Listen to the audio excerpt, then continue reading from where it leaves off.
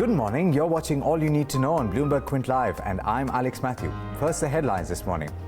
Finance Minister Piyush Goyal will be presenting the Modi government's last budget document today. The speech begins at 11 a.m. Indian time. Three public sector banks, that's Bank of India, Bank of Maharashtra and Oriental Bank of Commerce, have been freed of the Reserve Bank of India's Prompt Corrective Action Framework. That's after their asset quality showed improvement in the third quarter. The DIPP has refused to grant an extension to e-commerce firms to comply with the new FDI regulations, saying that the deadline has not been extended post due considerations. A 1,400 crore rupee one-time gain led to Bharti Airtel posting a surprise profit in the third quarter. The company's average revenue per user showed a jump of 4% compared with the previous quarter. And the country's largest lender, State Bank of India, will report its third quarter numbers today. High quantum of slippages are likely to act as a dampener. Well, there was a bit of a positive handover, not an entirely positive handover. The fact that tech stocks buzzed in the US session will definitely be looked as positive for the Asian markets that have opened so far. Rosalind Shin of Bloomberg News is joining us live from Hong Kong with all the updates. Good morning, Rosalind. How is it looking in Asia this morning? Good morning. Well, largely positive here in Asia, I have to say today. A bit of optimism. We see that President Trump has been saying that he will likely meet Xi Jinping in the near future. So those trade talks are moving forward. We see some progress there. So that has helped to lift the mood, have some optimism here in the region. I wouldn't say it's a breakthrough yet, because the Treasury Secretary Stephen Mnuchin and the U.S. Trade Representative Robert Lighthizer will go to Beijing for talks in mid-February. So that's still yet to come. Now, overall in the region, we see they are making gains. The stock markets are making gains around here. Last month, we saw that Asian and emerging market stocks had their best January in 7 years. And it looks like this is going to continue at least into the early part of February. Also, we're looking at data out today. We've had some manufacturing PMIs. Now, those do reflect weakness. They haven't been very strong. It's actually slightly strange because those numbers haven't been strong while global stocks have actually had a pretty good January. So there's a bit of a divorce there between what the two things are doing. And we also saw that we're going to get some China PMI numbers as well out today, which we'll be closely watching. We are gearing up here in Asia for the Lunar New Year holiday, which is coming up next week. We'll have markets closed for several days. But right now, a very busy start to the beginning of February. Back to you. Absolutely, Rosalind, and all of us here in India are watching for the budget. So we're going to talk about that now. Thanks so much for that. The Modi government will present the last economic document of its term at 11 o'clock today. Now, Piyush Goyal, who's been given the additional charge of the Ministry of Finance in Arun Jaitley's absence, will present the vote on account. But what should one watch out for in Budget 2019? Ira Dugal has a snapshot.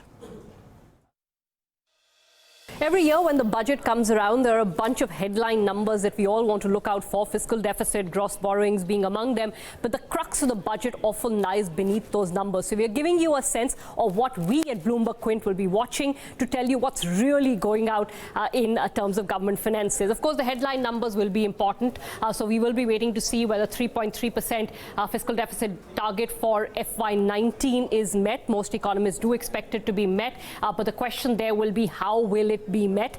There will be a lot of focus on the quality of the deficit as well. Of course, we are watching to see what FY20's deficit projection is going to be. People are expecting somewhere around 3.2%, but take that with the knowledge that this is in some ways an interim budget. The budget that comes in after a new government is elected is far more important. But let's talk about some of the internals that we'll be watching out for. On the revenue side, there are two things to look at, which will be the numbers that they gave in the budget estimate that was last year and what they actually managed to achieve, particularly on the gross tax revenue front, because there a 16.7% increase predicted in the budget estimates was considered to be steep. Do they manage to meet that, especially given the shortfalls we've seen in GST collections at least until the November month? Well, we'll wait and see. Non-tax revenue is also interesting, a much smaller component, and the budgeted increase was smaller, but still it'll be interesting to watch what happens happens within that non-tax component. In particular, dividends are a large part of the non-tax component. The budget estimate was 1.07 lakh crore. Of that, about 54,800 crore was supposed to come from banks, financial institutions, Reserve Bank of India. This is a potentially headline-generating item in the budget because remember, 40,000 crore has already been transferred by the RBI in August as part of its regular dividend. There's been a clamor for an interim dividend. We don't know if that's been transferred yet, but if you see a large jump up in this 54,817 crore number, then you probably will make a judgment that the RBI has conceded and given an interim dividend for the second year as well. So, watch out for that particular item within the dividend column. Let's move on to the next thing that we want to watch out for. This is on the expenditure side. The total expenditure increase budgeted was 10.1, but if the government has been facing pressure on revenue, as a lot of us believe they have been, then we want to see whether there's been a total expenditure shortfall, and within that we'll of course see capital expenditure, revenue expenditure, where have they tightened the reins. That will be important.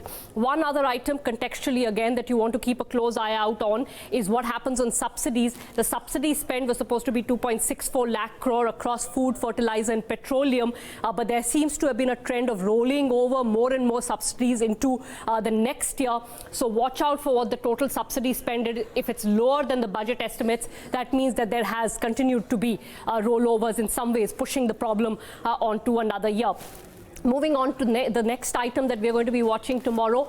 This is market borrowings, of course. The estimate according to Bloomberg and a poll that Bloomberg conducted is 6.25 to 6.5 lakh crore. So anything around that number will be fine. Last year's budget estimate was 6 lakh crore, but remember they had pegged it down soon after announcing it.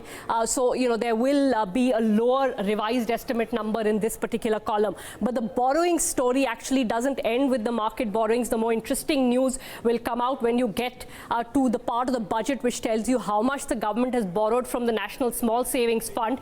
Remember last year, the revised numbers had shown you a borrowing in excess of 1 lakh crore. They'd budgeted 75,000 crore. This is only central government borrowings from the National Small Savings Fund. We want to see what the revised estimate here is. There's nothing wrong with them borrowing from the Small Savings Fund, but the reliance on that fund is something that needs to be watched out closely for. There is also a third element of borrowings which economists are now pointing out. That is the amount that public sector enterprises, central public sector enterprises are borrowing from the government. Last year, there was a sharp jump between the budget estimate and the revised estimate. The analysis into that was that the government is taking capital expenditure that it should be doing on the budget and putting it onto balance sheets of public sector enterprises. We'll wait to see whether in FY19-2, the budgeted borrowing from CPSCs and the actual revised borrowing from CPSCs, if there's a large jump in that. So watch that particular column too. Let's move along and see what else we want to watch. For the economists, the quality of the deficit is always important. I'm not sure how much it matters to markets, but still, one way to assess, or the most important way to assess the quality of the deficit, is to see what proportion of the fiscal deficit is the revenue deficit, how much of the deficit is on the revenue account. Now, there the government had actually made some progress in its earlier years, but there was a sharp slippage in FY18 where the revenue deficit accounted for 73.7% of the total deficit. In FY19, they have budgeted for some correction to bring that down to about 66%, but we'll see whether that actually happens or not. Remember, the government in the last budget has said that it does not want to target the revenue deficit. Economists are up in arms about that, but we'll see whether, despite not targeting it, they're trying to improve the quality of the deficit or not. So these are some of the aspects that we're going to be watching out beneath the headline number. Remember, the actual stories in the budget come in from the fine print. All right. Well, that's clearly going to be the case. And like Ira said, fiscal deficit is one of the most crucial numbers to watch this budget, and of course the quality of that balance. So will the government achieve that target? Here's what economists had to say. You have to maintain 3.3. You can maintain it by making sure that other tax collections go up. If GST is in shortfall, you can you can maintain it by cutting expenditure. But maintained it must be for any responsible government. The fact that there was a slippage last year is bad enough. A slippage this year would be unconscionable.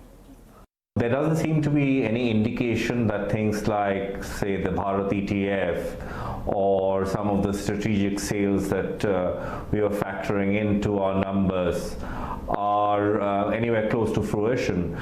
So, February and March, there's a huge question mark over what the government does and manages to achieve in February and March. Having said that, I am reasonably convinced, despite the current run rates and the lack of activity that I just referred to, that the fiscal deficit numbers will not exceed maybe 3.5%, and my sense is that 3.4 is pretty much the maximum slippage the government will allow.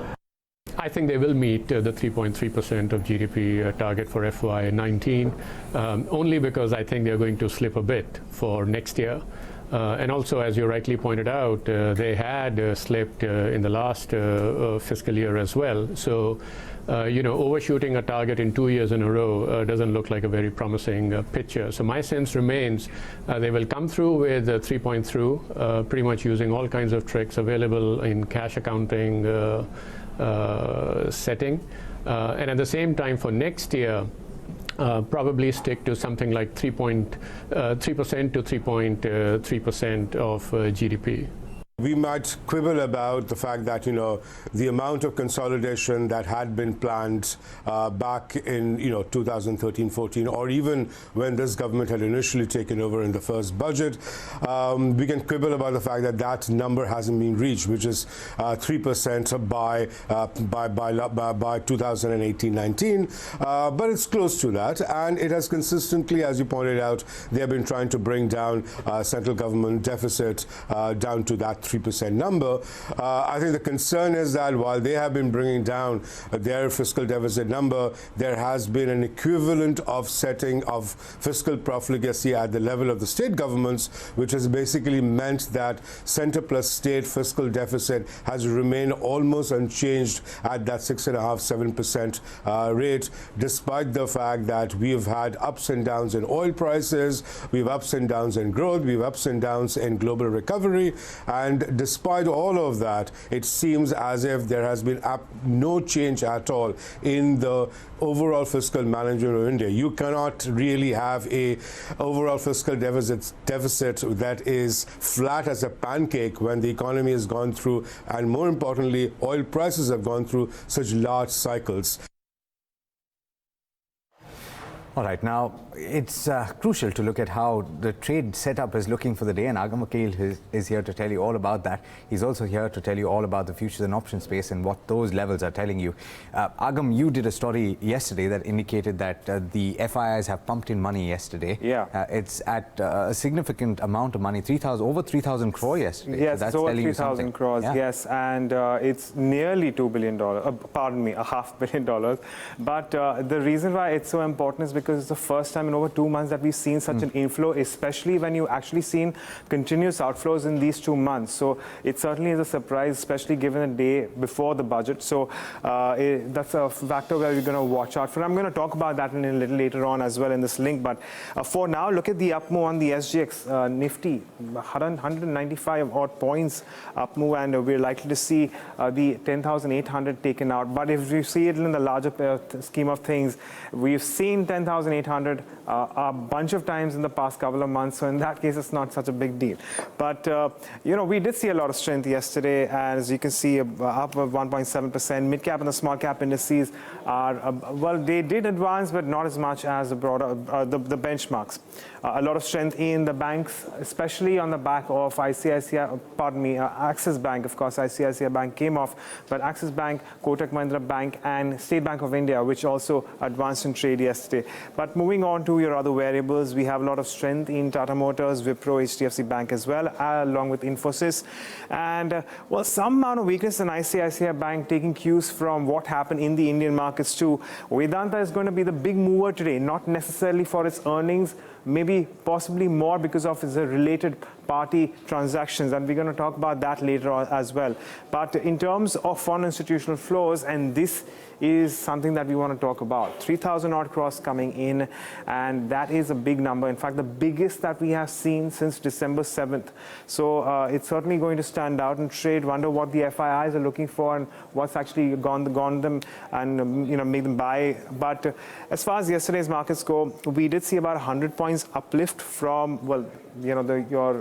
about 45 odd stocks, but another 50 odd points or rather more than that, were only coming from Reliance Industries, HDFC Bank, Infosys, and HDFC. So look at that. Only 4 stocks actually doing the bulk of the heavy lifting as far as the indices go. But let's move in and talk about your futures and options space. And well, it's a new day for expiry too. So we're naturally going to see some longs building in, considering an accumulation in OI. But let's moving on to the Nifty Bank 2 is now 65% added in open interest. In terms of other variables, when it comes to futures and options, you've seen the India Volatility Index come off by as much as 4%. And this is on expected lines because we did see tremendous strength in the benchmark indices. But when it comes to your put call ratio, naturally it's moved up at heady levels to around 1.65. Same for the Bank Nifty at around 1.4. And well, in terms of stocks, actually we do not have any stocks in the F&O ban. But if we can move on to the next slide then and talk about the other stocks which are actually buzzing as far as February futures are concerned. And we have Marico, of course, along with Torrent Pharma. And I actually want to address Tata Power because we had a 4% up move there. And well, on the other hand, NBCC has declined by as much as 2%. So these are the 2 stocks that may stand out. But Alex, once again, it is not going to be about perhaps stocks anymore today. It is going to be about sectors. Possibly some of these heavyweights such as Reliance Industries and maybe some of these FMCG counters, but it will be a macro story today. Absolutely. All right, thanks so much for that, Agam. Well, let's talk about one of the big developments from last evening in the banking space. The Reserve Bank of India late last evening allowed 3 public sector banks, that's Bank of India, Bank of Maharashtra and Oriental Bank of Commerce, to exit the Prompt Corrective Action Framework. This was after their asset quality showed signs of improvement in the 3rd quarter. Vishwanath Nair reports on the fine print. The RBI has blinked again, and this time it's regarding the Prompt Corrective Action Framework, where 11 public sector banks are facing lending restrictions as well as restrictions on growing their branch network. Now, according to a statement that the Reserve Bank of India put out on its website on Thursday, 3 public sector lenders, that is Bank of India, Bank of Maharashtra and Oriental Bank of Commerce, will exit the PCA framework fully and will be able to lend to the borrowers of their choice and will also be allowed to expand their network of branches and engage in other capital-intensive activities. For at least 2 of these banks, that is Bank of India and Bank of Maharashtra, the net non-performing asset ratio has fallen below the 6% threshold where the RBI invokes the Prompt Corrective Action Framework. Similarly, for both these banks, their capital adequacy ratio is well above the 10.25 mark that the Reserve Bank of India has set for invoking the PCA. However, in Oriental Bank of Commerce's case, the net NPA ratio still is at about 7.5%, that is as of the 31st of December 2018. According to the Reserve Bank statement, the bank, Oriental Bank has received additional capital from the government since that date, and thereby its net NPA ratio has actually come down. Similarly, for all 3 banks, the Reserve Bank of India has taken written commitments from the management saying that they will maintain the net NPA ratio as well as capital adequacy at a healthy space so that they do not fall into the PCA triggers again. Similarly, the government has assured the RBI that it will pump in capital into all of these 3 banks or the other PCA banks whenever necessary so that they do not feel any capital crunch. However, after saying all of this, the Reserve Bank of India, now this is the 2nd time when it has blinked on certain regulations that it had made in the past, certain tough regulations actually to manage the bad loan situation as well as a crumbling banking system. Remember that on the 1st of January, the Reserve Bank of India came out with guidelines for a one-time restructuring scheme for MSME loans below 25 crore, where the RBI said that even though the borrower has been in default for more than 90 days, those accounts will not be classified as NPA if the banks invoke this one-time restructuring scheme. that was a sort of rollback of the no forbearance scheme that the RBI had come up with in 2015. Similarly, here the RBI is saying that written commitments from these public sector banks as well as assurances from the government should be enough for these banks to come out of the PCA. Experts have pointed out that any kind of rollback of these kinds of regulations could lead to be a credit negative impact on the banking sector. So it remains to be seen whether the Reserve Bank of India is going to roll back on any other regulations that it has come up with in the last 3 or 4 years. Well, Bharti Airtel reported an inline set of numbers in the third quarter of financial year 2019. Now, if you see the consolidated numbers of Bharti Airtel, the revenues are flat at close to 20,500 crore rupees. EBITDA came in at close to 6,200. Margins stood at around 30.3% versus 30.6% in the last quarter. And the company reported a net profit of close to 86 crore rupees. Now, it reported a net profit purely on the back of an exceptional gain of close to 1,400 crore rupees and because of a deferred tax asset of close to 716 crore rupees. And on the back of these two numbers, the company managed to report a net profit as against an analyst estimates of a net loss of close to 900 crore rupees. Now, the ARPU, that is the average revenue per user, now that came in 4% higher at close to 104 rupees per user per month, ahead of the analyst estimates of close to 102 rupees. Now, ARPU rose for the first time in the last 10 quarters for Bharti Airtel, while the growth rate of 4% was the highest in the last 23 quarters seen by Bharti Airtel. Now, this is on the back of the minimum ARPU strategy that the company adopted during the quarter. However, because of this strategy, that is a minimum ARPU strategy, the company lost more than 4.8 crore subscribers in the third quarter of financial year 2019, which is the highest ever seen by Bharti Airtel since its listing. Now, the finance cost, now that decreased by nearly 6% to now the finance cost decreased by nearly 35% to close to 1,945 crore rupees, owing to the fall in net debt seen by Bharti Airtel in the third quarter. Now, the net debt of the company reduced by nearly 6% to close to 1,06,000 crore rupees, and that is on the back of the 1.25 billion fund infusion done by the company in the third quarter in its African unit. However, the company's leverage ratio, that is net debt to EBITDA, that continued to remain high at close to 4.28 times, and that is because of the fall in EBITDA that we had seen in this quarter compared to last quarter. Also, the capital expenditure, that slowed down for Bharti Airtel in the third quarter to close to 6,600 crore rupees versus 7,600 crore rupees done by the company in the second quarter of financial year 2019. Now, if you see segmental wise, the India business mobile continued to remain muted due to the continued cost pressures that we have been seeing in this in the India business. And the India margins were impacted because of the higher access charges and because of higher other network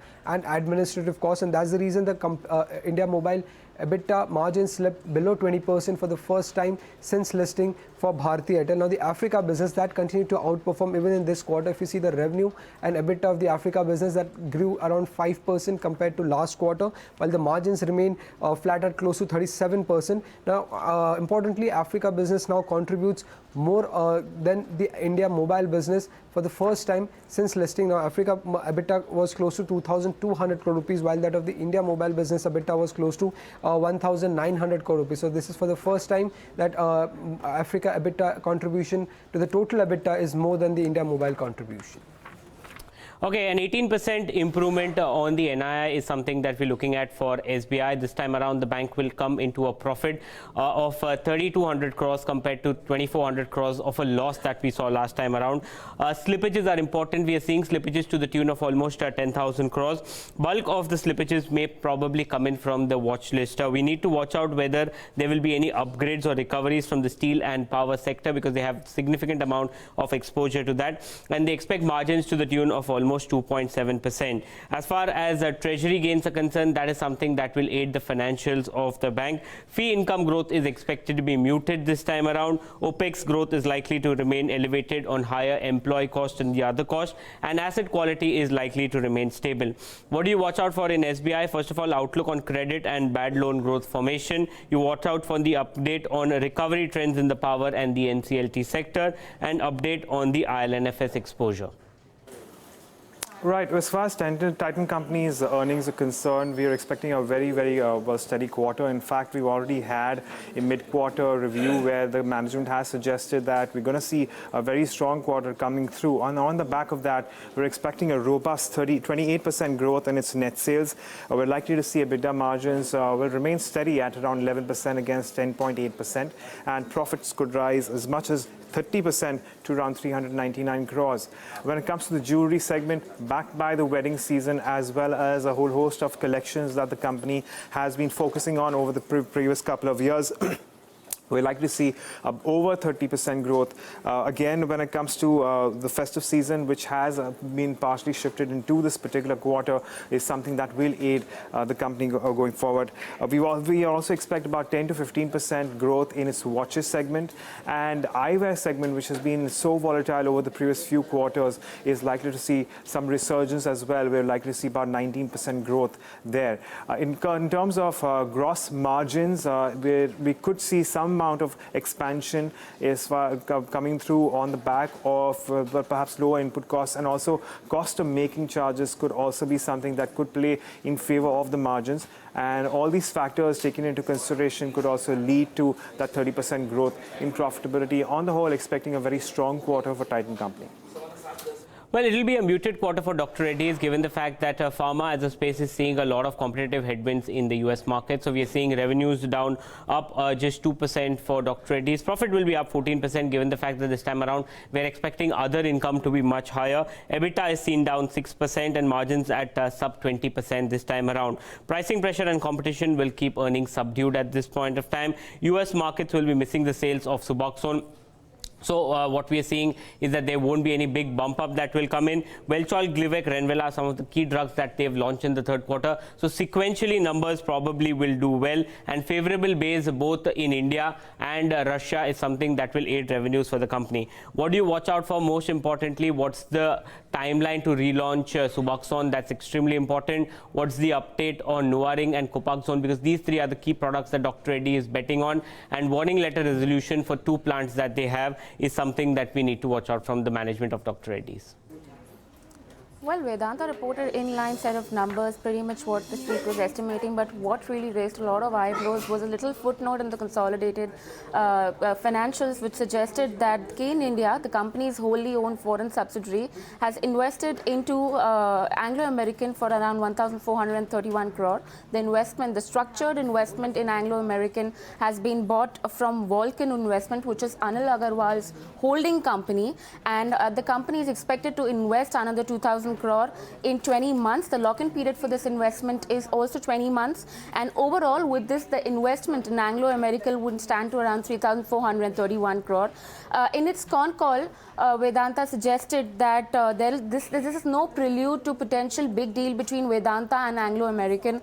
On all the questions that were asked by analysts, it said that it's a routine cash management activity, and the subsidiary in fact has made gains on mark-to-market basis better than investing in any of the low returns fixed deposit, and the downside remains limited in certain condition. Analysts and the whole street has not taken that quite well, and it's expected to have a negative bearing on the stock. It said that one of the analysts has said that this transaction raises serious corporate governance issue, and Vedanta through its foreign owned subsidiary is now financing a promoter entity, which is definitely not going to be an optimum utilization of shareholders' resources.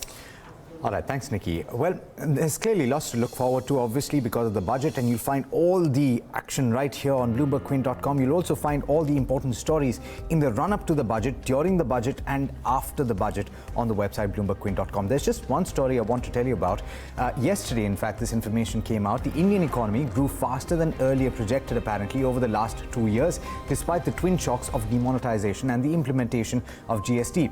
For 2017-18, the first revised estimate for GDP growth now stands at 7.2% compared with 6.7% rather that was earlier estimated. And also for 2016-17, that is the year when demonetization was announced, GDP growth has been revised higher to 8.2% compared to the earlier estimate of 7.1%. Well, that's all you need to know going into trade today, so do stay tuned. Of course, there's going to be a lot more starting in just a few moments. This is Bloomberg Quint.